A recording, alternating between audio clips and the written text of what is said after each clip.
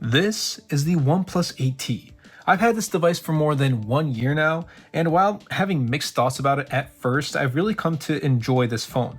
While it isn't perfect, it definitely is one to consider and also one of my favorite Android devices to come out in 2020, and I want to explain why in this full review. But before I do begin, I'd really appreciate it if you can give this video a thumbs up and turn on the bell notifications, as it does help out the YouTube algorithm and will help push my content out to more people.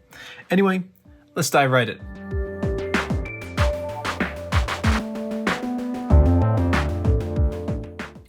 Now, 1 year later, we know the specs of the OnePlus 8T, and I don't really want to talk about too much about them because they don't explain the entire story of a product.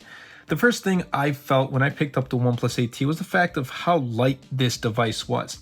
Having a 4,500 milliamp hour battery from 2020 standards at least was pretty good, and it made me think that this phone would be fairly heavy, but no, not at all. I was wrong. Also, having glass on the front and back and aluminum on the sides really makes this phone feel that much more premium, and one may argue that this is the trend nowadays with most phones, and I do have to agree with that.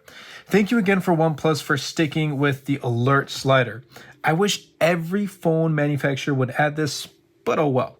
The 8T's 120Hz display is phenomenal. I absolutely love it, and really everything from watching videos to playing games have been an absolute enjoyment. Now, the key takeaways I got from this display are the 120Hz flat display is dope. Like having a curved display, especially before I used this device in 2020 and throughout some of 2021, I was using the OnePlus 7 Pro as my main device, and that curved display, it was great, but the curves kind of, it got annoying after a while. So this is dope that it has a 120Hz flat display. There is no quad HD resolution, which I don't mind. I think it's a plus for battery. The camera cutout is present, and it sometimes does stick out. Not too often, but you'll see it. I mean, once you start using it, you get used to it, but you sometimes, like right now, I see it's there because it doesn't really blend in with my wallpaper. And also, the display panel is beautiful. It's accurate, it's vibrant, it's super sharp. And so overall, I really do believe that the OnePlus 8T, it feels good in the hand. And if you are able to get one, then try it out, feel it, and see how it is, because it's a very, pleasant device to use.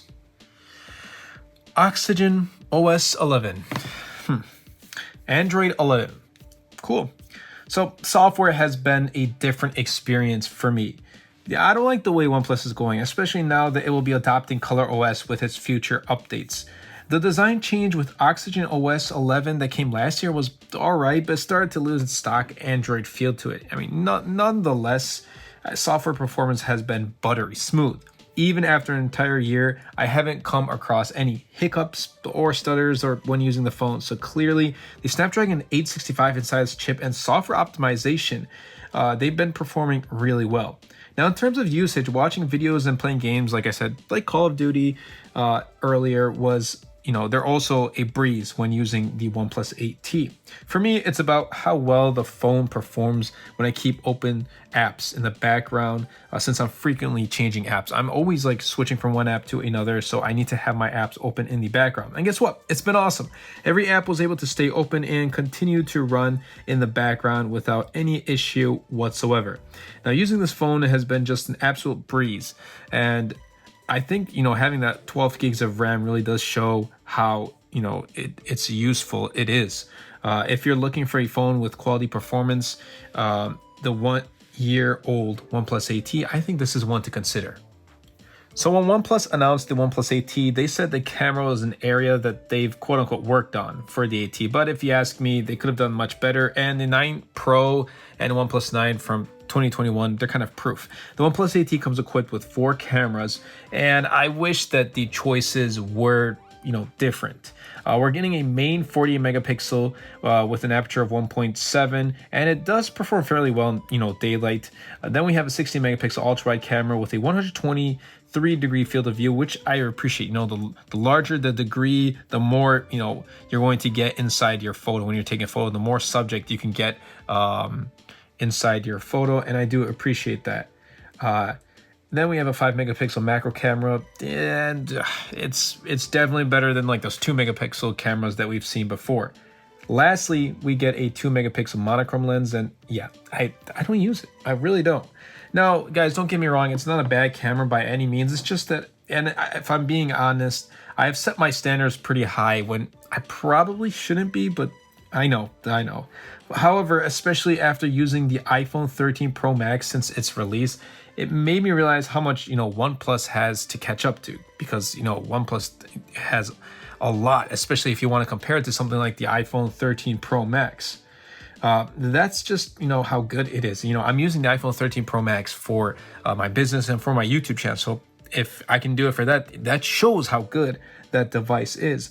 Now, I mean, if you're not picky about photos and videos, then the OnePlus 8T will perform fine on a day-to-day basis and some social media, but it's something that I wouldn't recommend, if you're going to use it for actual professional work or something that you're going to be using quite frequently. Let me put it this way. The camera wouldn't, and maybe even shouldn't be, the sole reason to pick up the OnePlus 8T. Okay, so let's get to battery now. Battery on the OnePlus 8T has been, let me put it this way, I really miss it. Whenever I don't use this phone, since I'm always testing other phones frequently, I really miss the charging speeds. It's literally like uncomparable. I don't even know if that's a word. Like, I can't compare it to any other phone that I pretty much test. Warp Charge 65 is just the best and my absolute favorite feature of the phone. Now, I went into detail about the battery in a separate video, and I'll leave that link in the description down below. But man, it's just awesome when I know I don't need to charge during the day whenever I'm out and busy, or during the night when I'm sleeping. Why? Because I can wake up the next morning, throw in the phone on charge for nearly 30 minutes, and I'm already, almost juiced up to 100%. It takes about 39 minutes for this to go from 0 to 100 in my testings. For me, battery life is an important factor since I'm always on my phone watching videos, playing games, calling, texting, social media, whatever it is. I'm always replying to emails, everything I'm doing on my phone. There's some light photo editing that I do on my phones. It's always, everything is pretty much nowadays on my phone, and like the more heavy intensive stuff that I'll go to my computer, but everything else is on my phone. I need to be comfortable and not have to worry about if my phone will run out of juice or if I have enough time to charge the device. And the OnePlus 8T is just that device. No worries whatsoever. Pricing plays a huge role, and I put this out in almost all of my videos when I talk about price. It plays a huge role when anyone is picking up a smartphone, and that includes me. And honestly, I truly believe that the OnePlus 8T right now in 2021 is a great buy for many. For those of you in the US, the starting price last year was $749 for 12 gigs of RAM and 256 gigs of storage. And last year, I couldn't really justify the price 100%. But that price has since dropped to $499 on the OnePlus website, which is actually a sweet deal, especially for what you're getting. And you can even find Amazon renewed OnePlus 8Ts for $400, $450, around the same price as if you went and bought it on OnePlus's website.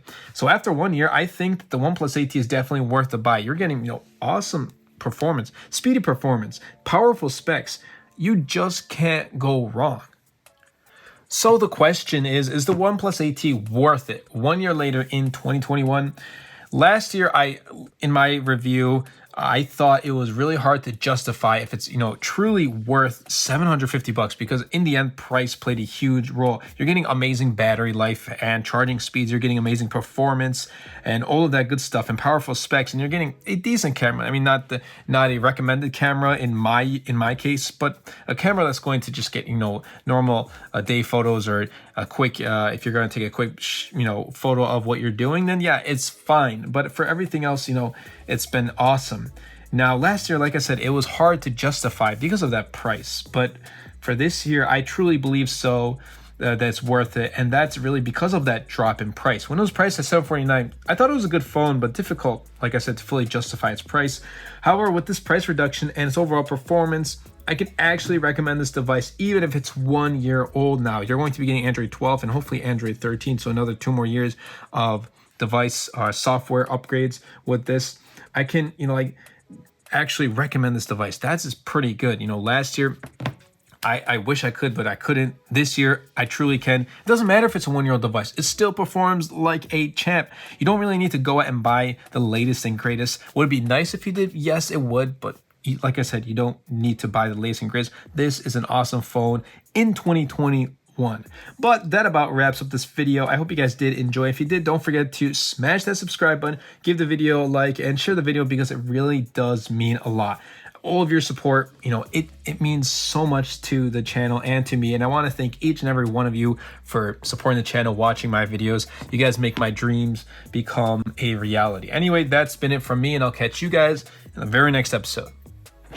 Anyway, everybody, I hope you guys did enjoy this video. If you did, be sure to Superman that like button, comment down below, because with the more interactions we get on this video, not only helps the video and the channel, but also pushes the video out to more viewers. And best of all, Superman that subscribe button. Until next time, everybody, and until next video, this is MTG.